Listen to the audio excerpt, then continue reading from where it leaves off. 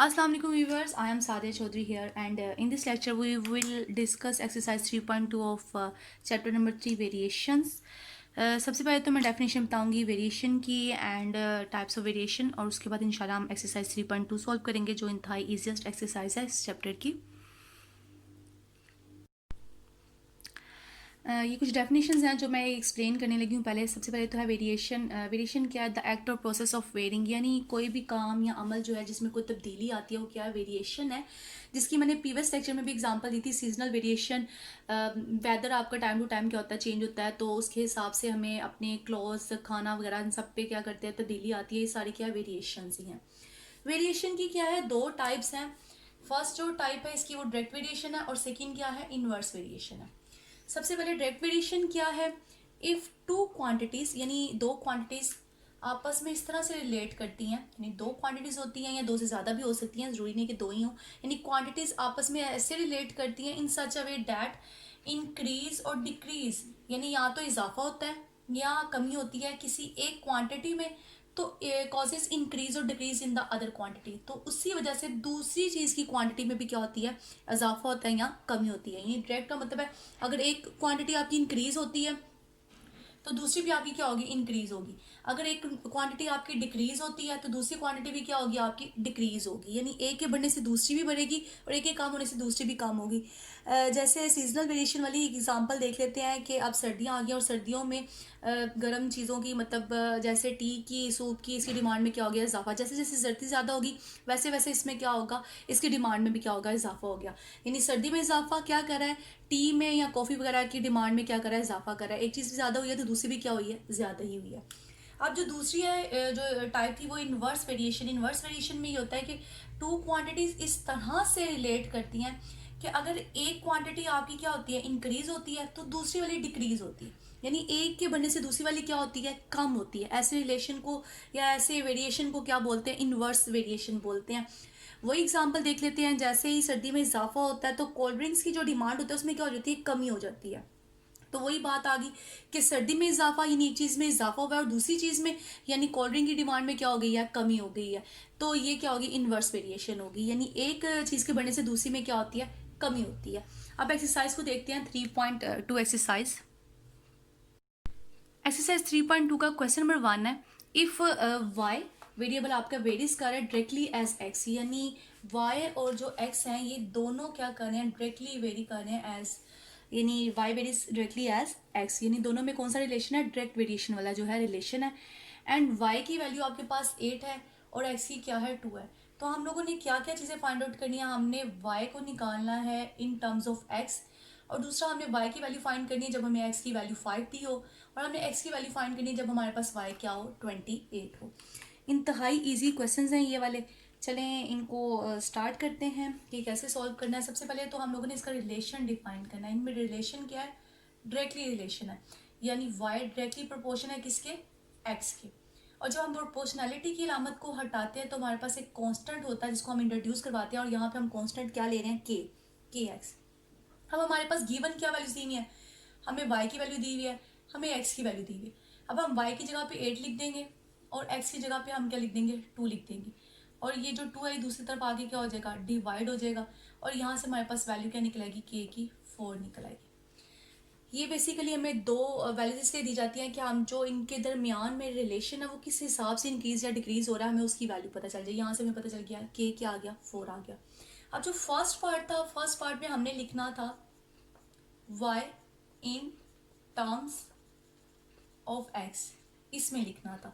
अब हमारे पास जो ये इक्वेशन मैंने बनाई थी, इस इक्वेशन को मैं यूज़ करूँगी और यहाँ पे मैं k की वैल्यू सब्स्टिट्यूट कर दूंगी। जब मैंने k की वैल्यू सब्स्टिट्यूट कर दी तो मेरे पास y आ गया किसमें?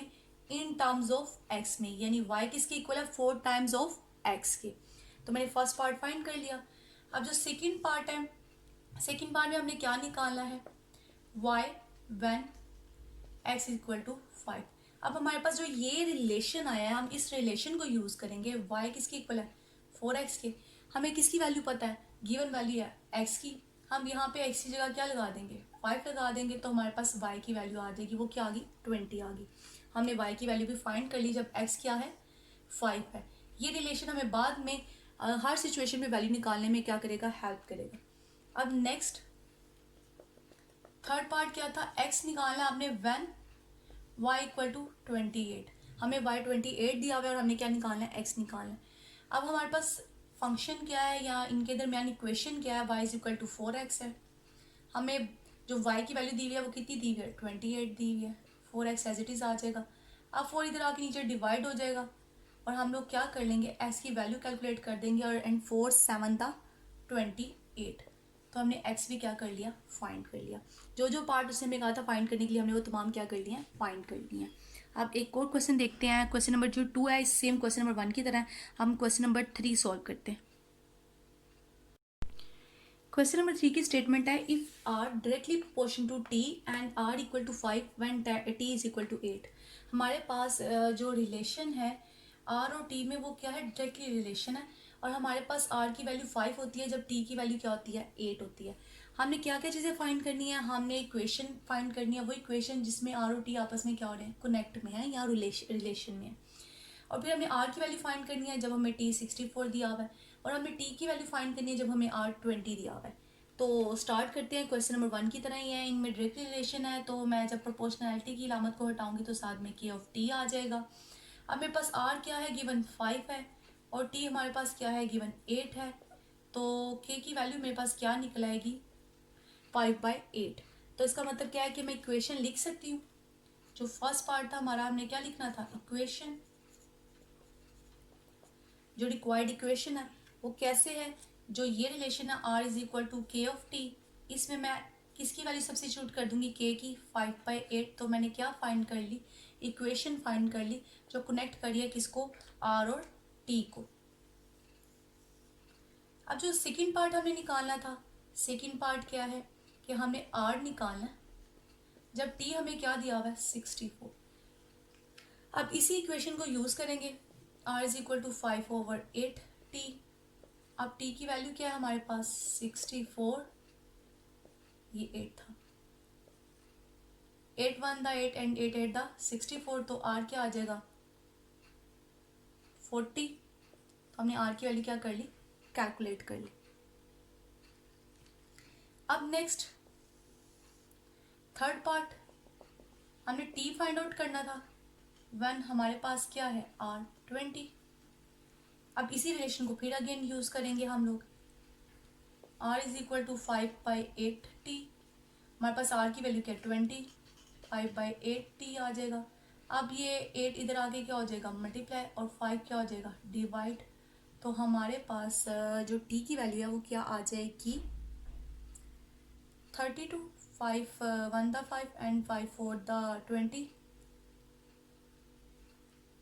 And 8 4 the 32। तो टी की वैल्यू क्या आ गई, 32। अब क्वेश्चन नंबर जो 4 और 5 है वो भी सेम इसी तरह से है। हम एक क्वेश्चन नंबर 6 देख लेते हैं। क्वेश्चन नंबर 6 की स्टेटमेंट है, if W varies directly U cube and W is equal to 81 when you is equal to 3। यानी डब्ल्यू और यू क्यूब में जो रिलेशन है वो कौन सा रिलेशन है, डायरेक्ट रिलेशन है। और डब्ल्यू की वैल्यू 81 होती है जब यू की वैल्यू क्या होती है, 3 होती है। और हमने फाइंड क्या करना है, डब्ल्यू फाइंड करना है व्हेन यू क्या हमारे पास हो, 5 हो। तो उसी तरह से स्टार्ट करते हैं, इनमें डायरेक्ट रिलेशन है तो इसका मतलब है W directly proportion to U cube आ जाएगा। जब हम प्रोपोर्शनैलिटी को हटाएंगे तो साइन को हटाएंगे तो के आ जाएगा। अब हमारे पास डब्ल्यू क्या होता है, 81, जब यू क्या होगा, 3। अब नेक्स्ट इसका क्यूब ले लेंगे, 3 3 दा 9 एंड 9 3 दा 27 के बन जाएगा। अब ये 27 इधर आके डिवाइड हो जाएगा तो के की वैल्यू हमारे पास क्या आ जाएगी, इसको जब हम डिवाइड करेंगे, डिवाइड करने के बाद हमारे पास वैल्यू आ जाएगी के की 3 आ जाएगी। अब जो हमारे पास इक्वेशन बनेगी वो इक्वेशन क्या बनेगी, वो ये ओमेगा डब्ल्यू is equal to k u cube, यहाँ पे के की वैल्यू सब्स्टिट्यूट कर देते हैं, 3 टाइम ऑफ यू क्यूब आ जाएगी। अब हमने फाइंड क्या करना है, हमने फाइंड करना है डब्ल्यू when you is equal to 5। हम लोगों ने ये सारा काम इसलिए किया है कि हम ये चीज़ क्या कर सके, फाइंड कर सके। हमने ये इक्वेशन इसलिए निकाली है कि हम इस रिलेशन को फाइंड करने के बाद जो मिसिंग वैल्यू है यानी ओमेगा की, जब यू 5 होता है वो क्या कर सके, कैलकुलेट कर सके।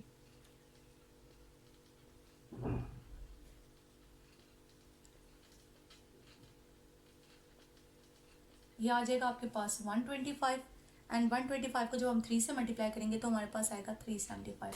तो हमने W की वैल्यू फाइंड आउट कर लिया, वो क्या आ गई 375। क्वेश्चन नंबर 7 की स्टेटमेंट है if y varies inversely as x, यानी अब जो y और x में रिलेशन है, यानी इन दोनों वेरिएबल्स के दरमियान रिलेशन है वो इनवर्सली है, यानी एक वेरिएबल अगर इंक्रीज होता है तो दूसरा वेरिएबल क्या होगा, डिक्रीज होगा। एक के बढ़ने से दूसरे में क्या होगी, कमी होगी। तो हम लोगों ने क्या करना है, हमारे पास y दिया हुआ है 7 और x दिया हुआ है 2, तो हम इसकी वजह से k की वैल्यू फाइंड आउट करेंगे और उसके बाद हम लोगों ने y की वैल्यू फाइंड करनी है व्हेन x क्या हो 126। तो स्टार्ट करते हैं। अब y और x क्या है, इनवर्सली, यानी इनवर्सली जब इनके दरमियान रिलेशन है तो हम इसे लिखेंगे 1/x, यानी इनवर्स में लिखेंगे। पहले हम y डायरेक्टली प्रोपोर्शन लिखते थे x, अब क्या आएगा 1/x। जब प्रोपोर्शनैलिटी को के साइन को हटाऊंगी तो क्या आएगा यहाँ पे k/x। अब हमारे पास गिवन क्या है, y की वैल्यू हमारे पास 7 गिवन है और x की वैल्यू हमारे पास क्या है 2 गिवन है। तो यहाँ से जब ये उधर जाके मल्टीप्लाई होगा तो k क्या आ जाएगा 14 आ जाएगा। नेक्स्ट हम लोगों ने क्या करना है, क्या फाइंड करना है, हमने फाइंड करना है कि y क्या होगा जब x की वैल्यू क्या हो 126। हम लोग इक्वेशन लिख लेते हैं यहाँ से। जब हम इसकी इक्वेशन लिखेंगे इसमें तो हमारे पास इक्वेशन क्या आएगी, y is equal to 14/x, ये इक्वेशन बनेगी। यहाँ पे मैं k की वैल्यू क्या कर दूंगी, सब्स्टिट्यूट कर दूंगी और यही वाली इक्वेशन मैं यहाँ पे यूज़ करूँगी। y की वैल्यू हमें दी हुई है 126 एंड आफ्टर सिंप्लीफिकेशन जब मैं इसकी कटिंग कर दूंगी 14 1 द 14 एंड 14 9 द 126, तो फाइनल रिजल्ट क्या आ जाएगा, y is equal to 1/9। y की वैल्यू हमने फाइंड कर ली, वो क्या आएगी 1/9 आएगी।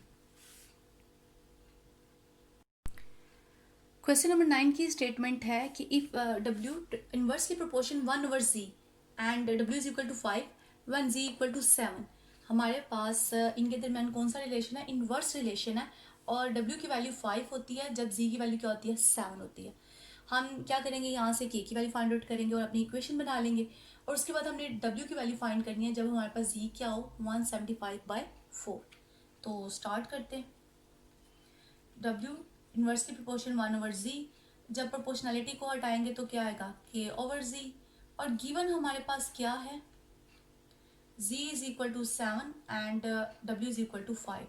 नाउ हम यहाँ वैल्यू सब्स्टिट्यूट कर देंगे, 5 इज इक्वल टू k/7 और ये 5 और 7 आपस में मल्टीप्लाई हो जाएंगे तो k क्या आ जाएगा 35।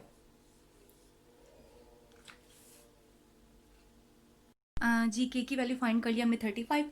तो इसके बाद हम लोग नेक्स्ट यहाँ से इक्वेशन लिख लेते हैं इसकी।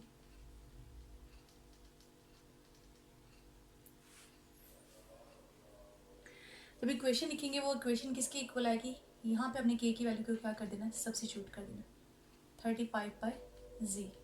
अभी हमारे पास इक्वेशन आ गई और हम क्या करेंगे, इसको यूज़ करके फाइंड करेंगे w की वैल्यू व्हेन z हमें क्या दिया हुआ है 175/4 दिया हुआ है, इसको यूज़ करेंगे। तो यहाँ हम वैल्यू सब्स्टिट्यूट कर देते हैं 175/4। ये जो 4 है ये ऊपर आके 35 से क्या हो जाएगा मल्टीप्लाई हो जाएगा और after simplification 7 7 the 5 7 the 35 and 5 3 the 15 and 5 2 the 5 5 the 25 and 7 1 the 7 and 7 5। तो हमारे पास 4/5 क्या आ जाएगा, w की वैल्यू आ जाएगी आफ्टर सिंप्लीफिकेशन। अब नेक्स्ट एक और क्वेश्चन देख लेते हैं, क्वेश्चन नंबर 12, और बाकी सारे क्वेश्चन सेम ऐसे आप खुद ही सॉल्व कर लेंगे इंशाल्लाह। क्वेश्चन नंबर 12 की स्टेटमेंट है if v is inversely proportion 1/r³, यानी v और r के दरमियान इनवर्स रिलेशन है and v is equal to 5 when r is equal to 3। v की वैल्यू 5 होती है जब r की वैल्यू क्या हो 3। हम इसकी वजह से क्या करेंगे, k की वैल्यू फाइंड करेंगे जो हमारा कांस्टेंट होगा इसमें। फिर हम लोग नेक्स्ट हमने क्या फाइंड करना है, फाइंड करना है v व्हेन r क्या हो 6 एंड हमने r फाइंड करना है जब v की वैल्यू क्या हो 320। तो स्टार्ट करते हैं। इनवर्स रिलेशन है v इनवर्सली रिलेशन या inversely proportion to 1/r³।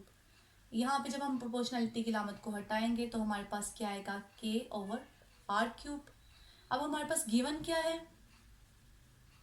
v is equal to 5 and r is equal to 3। अब ये वैल्यूज हम सब्स्टिट्यूट कर देंगे यहाँ पे, v 5 और r क्या आ जाएगा 3,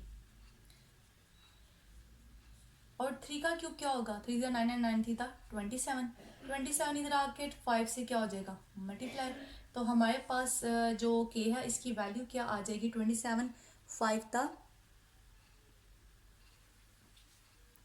135। अब यहाँ से हम इक्वेशन लिख लेंगे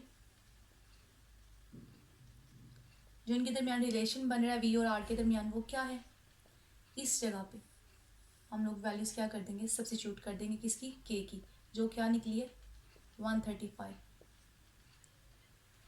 नेक्स्ट अब हमने क्या करना है, हमने v फाइंड करना है जब हमें r क्या दिया हुआ है 6, तो हम इसी रिलेशन को यूज़ करेंगे, v is equal to 135 over r cube. तो v की वैल्यू फाइंड करनी है एज इट इज़ आ जाएगी, r की वैल्यू क्या दी हुई है 6, और 6 का हमने क्या लेना है क्यूब। जब हम इसका क्यूब लेंगे तो 6 6 था 36 एंड 36 6 था 216।